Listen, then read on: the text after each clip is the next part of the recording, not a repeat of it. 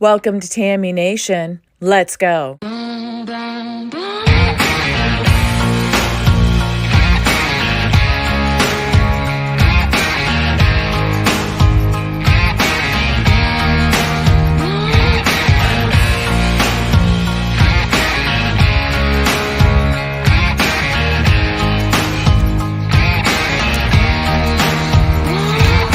been running from 9 to 5, been biting my tongue for all this time. Won't let anyone cut me short. I was thinking this was the way to go, and you put up your puppet show. I say cheers to life. No, I'll be no good man. Just leave me alone. I'm running the show. I'm telling you, it's my time to rise up. Live the life I'm proud of. No, you better go home. Hey, good evening, everybody. Welcome to Tammy Nation. It's Tuesday night. It's a late one, 8:28 here on the East Coast. And I decided to hop on here because I had a couple things I wanted to cover regarding Mr. T and Mr. B and what's going on and all the shenanigans that are going out there in the world. It's pretty fascinating to me at this point. As we know, getting closer to 2024, things are going to happen. Things are going to be popping. It's kind of crazy out there. It's so crazy that I said before, it's hard to keep up on everything. But I found some interesting information today that I thought I'd share with you guys. And a couple articles are back from like June and July. And it's going to bring together with some of the stuff that's going on now regarding Trump and Biden. So the first thing I wanted to talk about tonight was, Biden, I saw a lot of footage today of him going to Maui and paying his so-called respects and giving support to the people of Maui. And the first thing I noticed was the video footage of when him and his entourage were pulling in is the hand gestures of that middle finger that people were doing as he was pulling in. And I kind of laughed at it because I thought, that's the feel of it. It's a little, too late. So that was the video footage of his grand entrance into the people of Maui to show his support. And from the different video footage that I've seen, he really looked really frail and tired. He looked like he belonged in a senior home. And I don't mean that in a bad way or disrespectfully. He's not aging too well. And you compare him to Mr. T, and it was kind of pitiful when, one of the representatives from Maui, I think it was the mayor, said to him, there was a bottle of water in front of the podium after Biden was done speaking. And he said, hey, you want to step up there and grab the water? And he just seemed out of it and just walked off and totally ignored it. And I thought, for the first place, their podium's up there. Maybe the water should have been put under the podium behind there like they usually do. But for some reason, they set it on a table in front. And I thought that was really bizarre. But he really didn't do a very good job, I think, of representing the leader of the United States of America, because some of the comments he made and stories he told, I thought were very inappropriate. They were very disrespectful to the people. One of the stories that he told was talking about his home that he almost lost 15 years ago because he said lightning struck underground and it came up through a heating duct. And he made this little joke that he said, I almost lost my wife, my cat, and my 67 Corvette. But then he says, all kidding aside. And I thought, how inappropriate. These people have lost everything. They've lost family members. They've lost children. There's so many children that are still lost and gone, and they're not around. They don't know where they're at, and they're not accounted for. Because I believe at one time, a few days ago, the count was at 2,000 people that were not accounted for. And I think that's down to 800 now. But they said that there are definitely, obviously, children, unfortunately, among that, which is very sad to me. It's sad to anybody. So how our president could go in there and make a speech like that to these people, I don't understand it. Also, he's in a 2004 report, in an AP report, basically the story that he told about his home was a big fib, because what the story was about his home is it was a small fire. It was contained to the kitchen, and it was under control within 20 minutes. So I think that's a big jump from what he was telling everybody, all these family members and people of that that island, and he's telling this big fable story, bringing in a 67 Corvette into the story. It's just so disrespectful, and it's a disgrace. And then he adds, all kidding aside. So I don't know who would think that would be funny in the first place. Also, like I said, he really looked frail and fragile. He didn't show any strength. He didn't show any leadership. He didn't show any dignity or class. I felt he was very insulting to the people. Their whole island, pretty much most of it has been turned to ash. And then there's more footage that came out of when Biden was meeting with these people of the island. He was sitting down at a table, and there was a lady sitting next to him, and he was sitting there falling asleep. He was actually sleeping when he was supposed to be sitting down, meeting, and maybe hearing stories of what happened, and just meeting with these people that needed comfort and needed a sense of leadership. And how embarrassing that he's sitting there falling asleep during this. It was just so disgraceful. Hey, Garrett. They just put a person who was in the Obama administration as the new White House counsel, step one of getting rid of him. That's very interesting. I didn't hear that or see that, but thanks for letting me know. I'll just keep an eye on that, definitely. The other thing that happened was while he was walking around in the aftermath of all the wildfires, he was talking to some first responders, and he made this joke. He said, "Did you guys catch the boots out here?" And they kind of looked at him, and he said, "Yeah, did you catch the boots? Because that's hot ground, man. That's hot ground." So basically speaking about the ground that has just been disintegrated into ash, with everybody, cars, vehicles, and people that have not been recovered. They haven't even begun the recovery process for the most part. It's barely begun. And he's talking about all this. It's just bad jokes all the way around. And, the Maui residents are questioning the government's failure to release and use the fire alarms, because I heard that they have one of the biggest systems ever on this island for fire alarms, and there was no warning in that. And then there's this big issue going on about the release of the water supply during the fires. Basically, the landowners were not able to access water because they shut it off. And I guess they were asking for access to that water around 1 p.m. and it wasn't granted by the mayor and the powers that be until like 6 o'clock. And by then, that's 4 or 5 hours of burning going on. So it's very sad, because you start hearing the stories of these people that live on the island, the islanders, and they were using buckets trying to get water out of their toilets to try to, protect their property and their lands. It's just so very sad. And when you have a buffoon like this going out acting like that, it's just incredible to me. I don't know how anybody can respect somebody like that at all. And, I don't want to be insulting, but the fact of the matter is that as a leader, he's been in government 50 plus years. You would think that he would know how to respond and act decently to people that have lost everything. And he fell on that 100%. So, it's just sad to me. The more that comes out with the Maui, there's a lot of questions that are being asked. And apparently one of the officials that was accused of withholding the water from the firefighters during a critical point was previously named a leader by the Obama Foundation in 2019. And his name is M. Kaleo Manuel. And he served as deputy director of the Hawaiian Commission on Water Resource Management. But he's been moved to a different position now, apparently, pending an investigation into that matter of the holding back of the water. Because like I said, it was about West Maui, the land company. They sought release of that water around 1 p.m.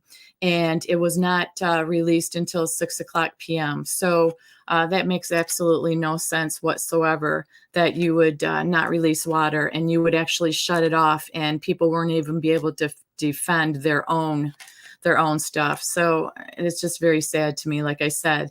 And then it comes out, there's an article basically that has different ties about Biden and the Ukraine. And just weeks before 2015, and the Justice Department officials declared that Ukraine had made inadequate progress on anti-corruption reforms and deserved a new $1 billion U.S. loan guarantee.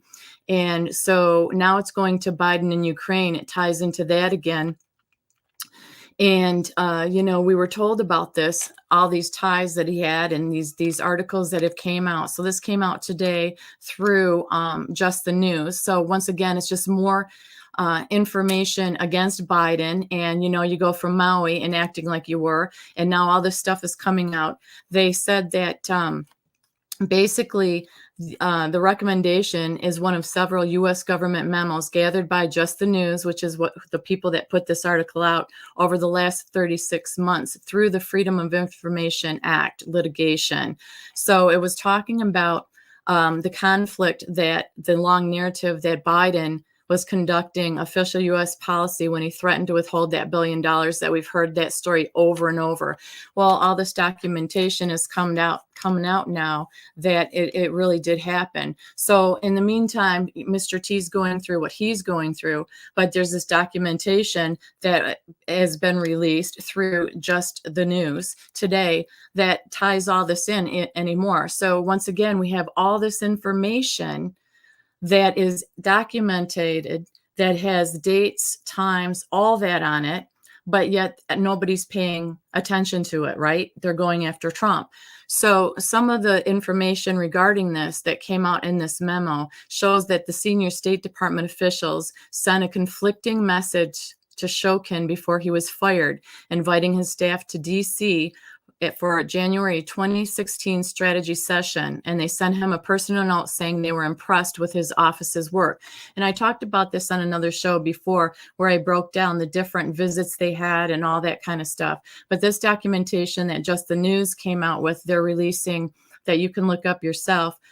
They've just got some key points of the information that came out on it. So then they say the U.S. officials faced pressure from Burisma emissaries in the United States to make the corruption allegations go away, and feared the energy firm had made 2 bribery payments in Ukraine as part of an effort to get the case settled. So that's pretty damning evidence right there. Then also, a top U.S. official in Kiev blamed Hunter for undercutting U.S. anti-corporation policy in Ukraine through his dealings with Burisma. So he totally messed that up as well. So it's like he's corrupt, but he's even screwing up the corruption on top of it, because he had obviously no talent in that whatsoever. He was just there as a figurehead to cover. That's what we're finding out, all this. But during Trump's first impeachment in late 2019, the state officials testified that Hunter's acceptance of a job at Burisma at the time when his father was vice president created an appearance of conflict of interest, but it did not materially impact U.S. policy in Ukraine. But then, in a private classified email shared with Just the News, one of the top U.S. officials in Kiev embassy told then Ambassador Marie Yankovich that at the time of the Obama administration, that Hunter Biden had in fact impacted the U.S. anti-corporation agenda in Ukraine. So really, the real issue was that someone in Washington needed to engage VP Biden quietly and say that his son Hunter's presence in the Burisma board undercut the anti-corporation message the VP and we were advancing in Ukraine. So because the Ukrainians heard one message from us and then saw another set of behavior with those family association with a known corrupt figure whose company was known for not playing by the rules. Well, if you're a crook, you're a crook. You're not going to play by the rules. It's not like you're playing by the rules in the first place. But what I found really interesting about this, hello guys, hi Susan, and hello Susie, and then Sharon, good to see you as well. I found interesting that CNN fact-checked this information. So on Joe, all this information that came out, and actually it was put out there that Hunter himself in court in July admitted that he got paid. Most of his money came from China or Ukraine interests. In 2017, most of his money came from one of those 2 places, and it was $2.4 million. Then he had in 2018 another $2.2 million. So basically, what Hunter said in court totally goes against what his father has said, and we've seen that tape over and over again. In the debates for 2020, the 2 different debates, and this was on CNN. Jake Tapper was playing this. And I actually couldn't believe it. I almost fell out of my chair when I saw this. But he said it does go directly the opposite of what his dad said. So it was 2 different debates in 2020 with Trump. where Joe Biden said, my son did not make any money from China, Ukraine. And he said that's simply not true. So in Biden's own words, he's saying it's not true and all that. And Jake Tapper, after he showed the footage, he said Trump was right. It was just plain and simple. Jake Tapper, of all people, said Trump was right. So how do you hide it anymore when you've got all this information that's coming out, all this documentation that's spread through and been verified and everything else? So I also wonder, where's the accountability for the Biden family? You know, we've got all this information on them that keeps coming out. And, you know, you can't really take Biden seriously. Like I said, when you see how he behaved in Maui today, and it's all the time, but this was a major disaster. This was major. And for him to be able to perform that way and nobody yank him aside or yank him out or say anything about it was really bad. And it gives me concern of what is really going on out there. And I've said many times, it doesn't matter who we like better, Biden or Trump. We look at the policies and the condition that we were in the United States of America compared to where we are now. We look at this major disaster that just happened and how supposedly our president and how he treated it and how he acted and he behaved. And it's very frustrating. It's disturbing. And you have to realize that there's something deeper, to me, more sinister that is going on out there. I'm not saying I know what it is. I'm not saying that we haven't been lied to on both sides. You know, I just feel like there's major things that are going on. And the more that time goes, the more dirt is coming out against Biden. Yet Mr. T is the one that's facing it all. There's no equal justice at all. And we know that. So we're going to move on now to the indictment of Mr. T here in Georgia. So we know that Mr. T had a phone call here. And my question is, and it's curious, maybe I missed this and you guys can help me, but I've heard that phone call. I heard the one in full, and then I heard like the edited version that was played, you know, the bits and pieces of it. And where is that phone call now? And I know now that they're pressing charges and stuff, they probably can't play it or they can't release it. And it was a leak in the first place. But my question is, before it came to this point, why hasn't it been played over and over again in full? We hear Mr. T saying that it was a perfect phone call. We've got that burned into our heads, definitely. But, you know, as time passes, our memory fades, and maybe we don't remember the details to that phone call. So it would definitely, to me, be beneficial if we heard that phone call. But maybe it's too late and we can't do that now because of what's going on. And, you know, maybe it's a little too late, but I remember that phone call. I don't know if you guys do or not, but that was a perfect phone call. There was no manipulation to it and everything, just like the J6 speech that Mr. T gave. Where's that speech at? You know, you can see it circulating here and there on the internet, but those people that don't believe it and they call it that I word, that it was not for J6. We have to remember that our memories do fade, but we can say, we have to get past the point of, well, I believe him over him, or I believe her over her.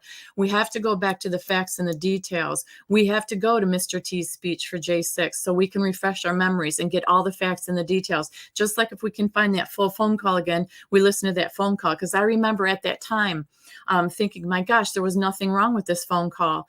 It was just open. It was just, there was nothing, it seemed wrong. And that was just from a common person like me that didn't know politics and everything and doesn't know the inside. And now you look at all the corruption and everything that's going on here, and it's just totally insane to me. Hey, D-Dog, I was thinking today the progressives boycott a song that becomes the #1 hit, and the conservatives boycott a beer, and Anheuser-Busch loses $30 billion. It is a win-win. I know, that's pretty cool, isn't it? So I'm sure you guys have heard that Trump says that he's going to be arrested. He's coming when he comes here Thursday.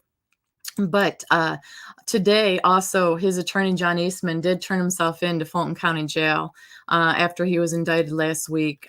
So he did turn himself in today. He agreed to, on Monday, Eastman did, to post a $100,000 bond for himself. And so that's apparently what happened. And then the co-defendant, Scott Hall, an Atlanta bail bondsman, also turned himself in Tuesday. So Mr. T's coming here on Thursday. to do that, to turn himself in. And he, a little statement that he made that I'll read to you guys that Mr. T put out. He said, "Can you believe it? I'll be going to Atlanta, Georgia on Thursday to be arrested by a radical left district attorney, Fannie Wills, who is overseeing one of the greatest murder and violent crime disasters in American history." He posted this on Truth Social. He said, "In my case, the trip to Atlanta is not for murder, but for making a perfect phone call. She campaigned and is continuing to campaign to raise money on this witch hunt. This is in strict coordination with crooked Joe Biden's DOJ, and it's all about interference." So it is the fourth indictment on Mr. T.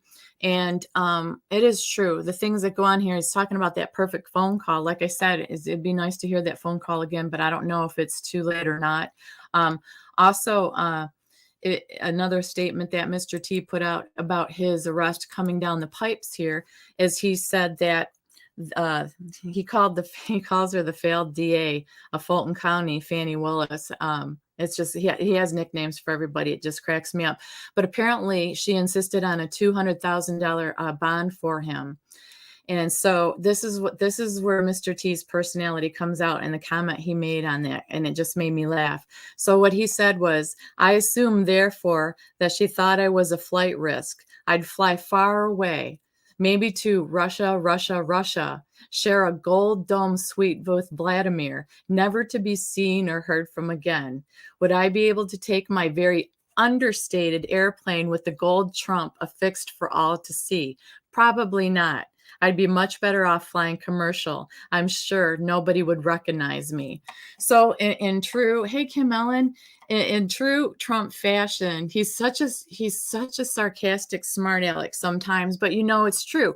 So she wants him to pay $200,000 for bond, thinking that he's a flight risk.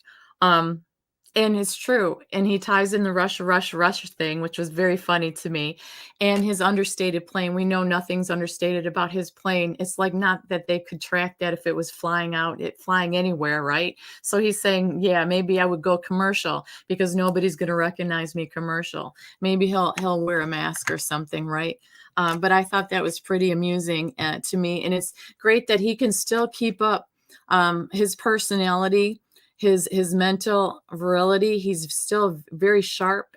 He's still very optimistic. He's still in this fight for this country. And it's a beautiful, wonderful thing.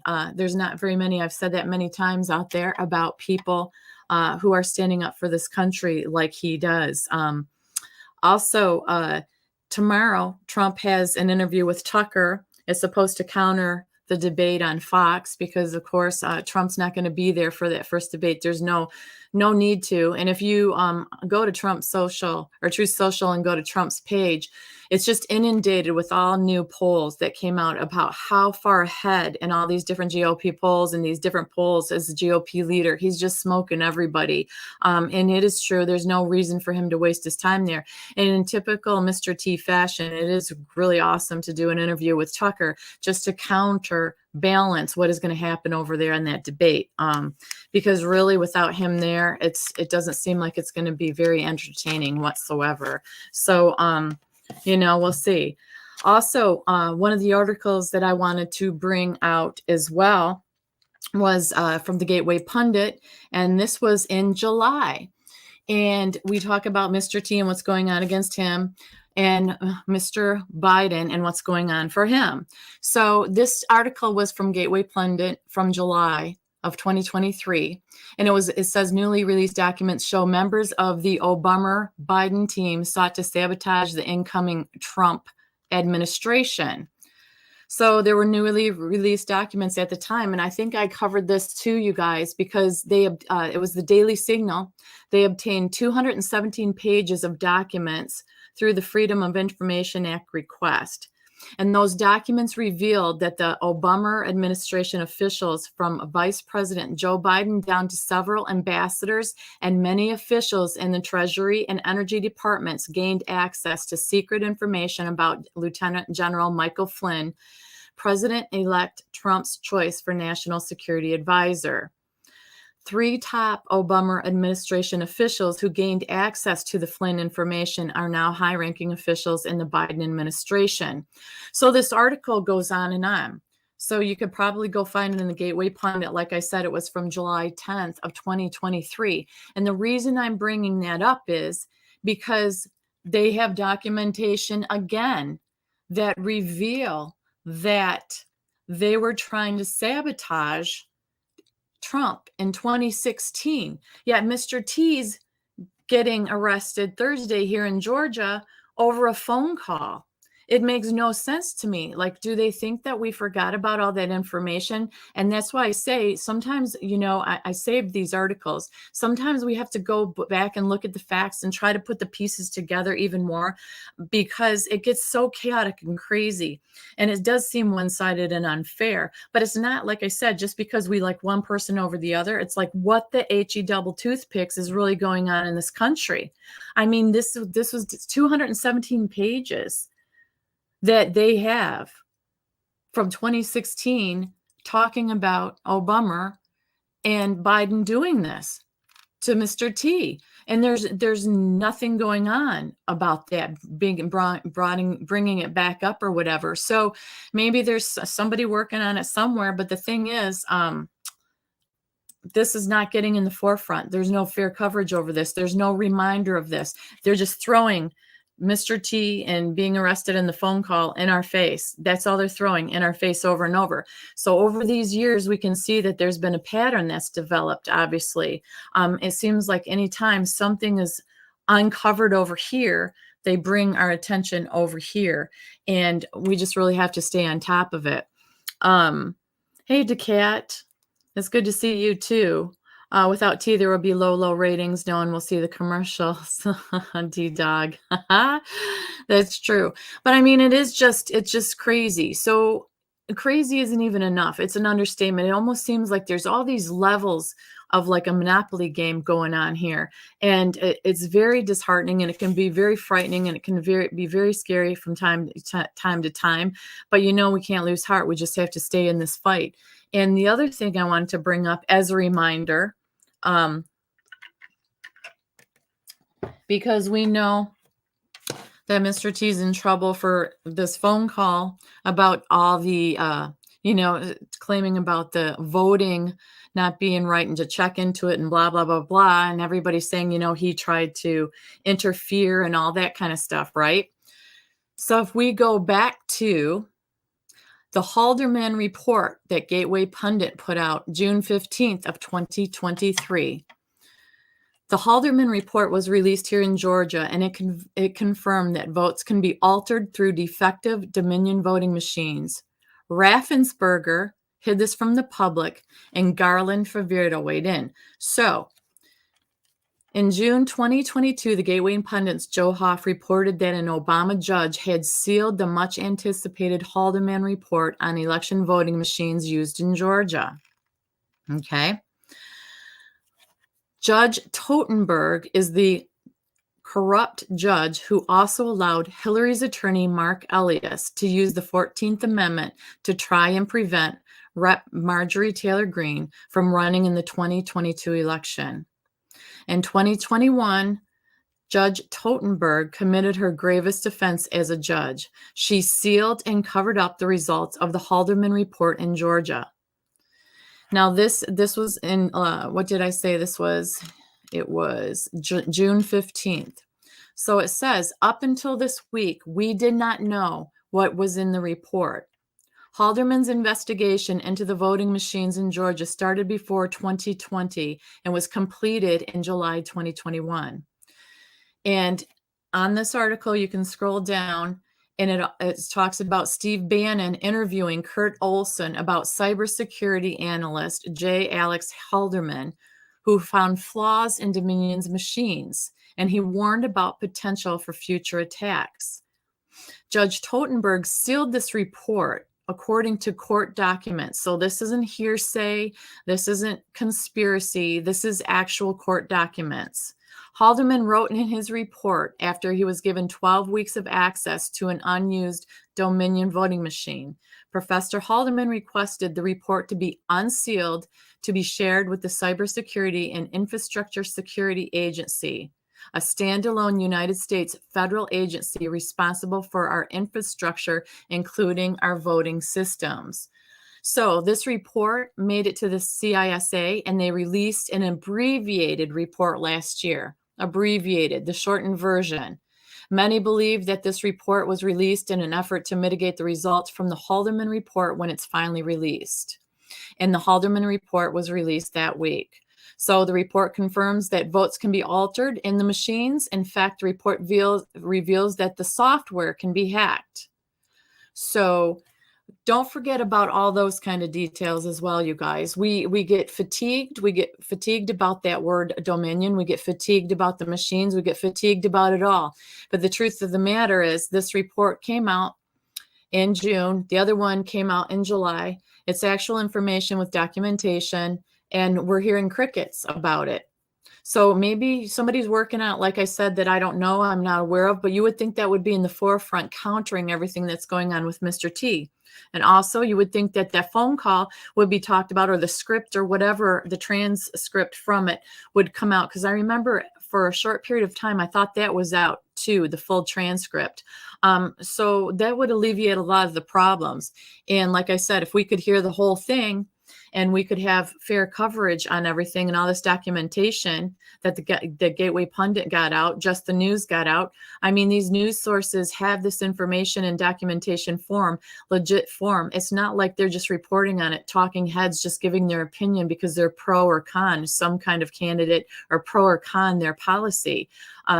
Transparency is supposed to be the American way. We're supposed to have transparency. They're supposed to work for the people. They're supposed to support us, keep us safe, and be for us. And it doesn't seem that way. It hasn't seemed that way for a very long time. So I thought these two articles that I brought up tonight at the end here were very interesting. And I think a lot of people have forgot all about those. And like I said, our memories are short. And like I said, you can think, yeah, I remember something about that, but we don't have the details. And if we don't have the exact details, it's in the details is where it matters, because what one person says over another doesn't really matter. It's in the details, the truth of what happened. And we have to get back to the truth, finding the truth.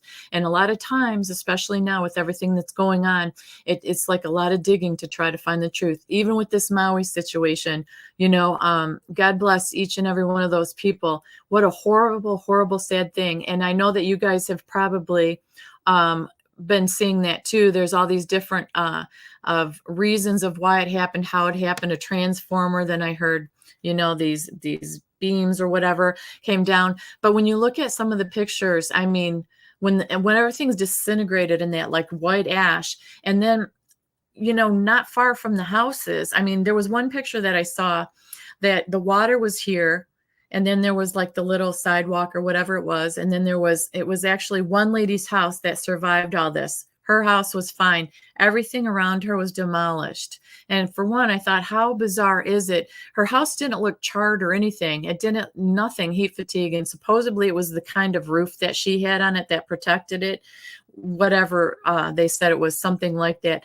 But everything around her was completely evaporated. Yet the trees were no leaves or no green, but they were still standing upright. And I'm thinking to myself, if this fire was so intense to melt things to the ground and just turn it into white ash, vehicles and homes where there's nothing left, how are these trees just looking scorched and burnt and standing straight up still? Like that picture made no sense to me. I don't understand what the heck it was. I have no idea how that would happen like that. If everything's gone but one house and trees, it's not like trees are stronger than metal. So like I said, there's a lot of different things that are coming out about Maui, and it's very disturbing, and it is very unfortunate. And I don't even know how to put it into words. My heart just bleeds for those people. But then I saw something else today. Yeah, right, Kim? I know. I just don't want to say that word. But, there's also what's been trending the last day is, you know how you can go and look at the different maps of different things going on, satellite maps and stuff. And it's trending about the different fires that you can actually put in there, the fires that are going on around the world. And it was totally incredible, because if it's true, now I didn't have time to do that before I went on the air tonight because I worked today and stuff, but I'm going to look it up myself to verify that. But you can put in the different fires, wildfires that are going on. And it is amazing how many are out there. How many. It is inundated out there. And you even look at South America, it doesn't even look like anybody could be surviving. And I'm not hearing anything about that. Africa as well. I mean, you look and it's just massive. Supposedly, I mean, the GPS or whatever you call it, the satellite labels it as wildfires. And it's just, the map is just soaked with it. And I remember about a year ago, when I was following Monkey Works a lot with all the air traffic and stuff, I was obsessed with that. I loved it. Actually 2 years ago, into a year. And, you know, you learn so much from watching that and stuff. But then again, that can be played with too. They can change the different tail numbers or blot them out or delay it or whatever you want to say. But the point is, you learn a lot about air traffic and what's going on up there. So I remember looking at the different blockout zones that are supposedly the protective zones for presidents and past presidents. And, you know, that was a big deal for a long time to say, you know, down in Mar-a-Lago there's no protective zone. I forget what that's called, no fly zone. And it was the circles. But then you could also do the map for fires and stuff, and there were these little burns. And I remember Monkey going around, and there wasn't a whole lot going on. And whatever's going on now, it's just a massive amount. It is a massive amount. It's just crazy to me. You know, it's just a lot out there. It's just a lot to keep up with. It really is. And just, these are a few of the stories that I came up with today that I thought tied in, because like I said, a whole lot of stuff is going on here in Georgia. It's very scary and disturbing to me. You know, I've seen a lot of this stuff firsthand. I've said with the different events I've gone to, or the different people that I've talked to, and the different things I've been involved in. And it is true. It's from the local small city scales all the way to the big city scales. And it's every single aspect. It's every single tentacle. So when you hear different people say out there that we have to take it all down and wipe it all out and start over from the bottom up, I totally believe that 100%. Just being out there and seeing it, not even just reading it, but just seeing people up close, watching how they behave, who is involved with who, how. You start going down that path instead of just big corporations and stuff, but the different individual people that are tied together, tied to families. You know, just like, it's like the smaller scale of the Biden family, to tell you the truth, from what I've seen. So you just have to really, really do your homework and really pay attention and try to have those tough conversations. But anyways, that's all I had for tonight, you guys. Thank you all for showing up. Engine 10, it was good to see you and talk with you. Susie, Kim, D-Dog, the cat, all you guys that are in here, Kim. Really great to see all you guys. I just wanted to pop on and pop this stuff out there because I think it's really important to also go down memory lane with facts and details. And I thought to myself, you know, Tammy, if I would have started keeping a journal like 3 years ago and like writing out down the information, I mean, I probably would have had stacks and stacks of stuff that I wouldn't even be able to keep up with at this point. But if I just think to myself, dang, I wish I would have just wrote everything down in the gory detail, what day it was, what happened and stuff like that. So I could have just flipped back from it. Because now I have to look through the archive stuff that I have. And sometimes that can be very daunting. I wasn't very organized. However, I didn't realize it was going to turn into this either. So with that being said, let me see. Boo Boo, according to Simply Lynn this morning, AM show YouTube called Ugly Mess Coming, says it was good guys doing it with a DEW, and it's going to happen here in 15 states. She has a list of states. Well, isn't that interesting? Oh my gosh. It's, who knows? We just have to, you know, every day it's something new, Boo Boo, every single day and moment to moment. But I'm going to head out of here and I'll talk to you guys soon on the next one. I'm sure it won't take long before more comes out. Tomorrow we'll have to see that interview with Tucker and Mr. T and see how that goes, and check out what happens on the debates, if anything comes out of that as well. So with that, have a good rest of your evening, everybody. Love you guys. Peace out. Take care. And I will see you soon. Bye.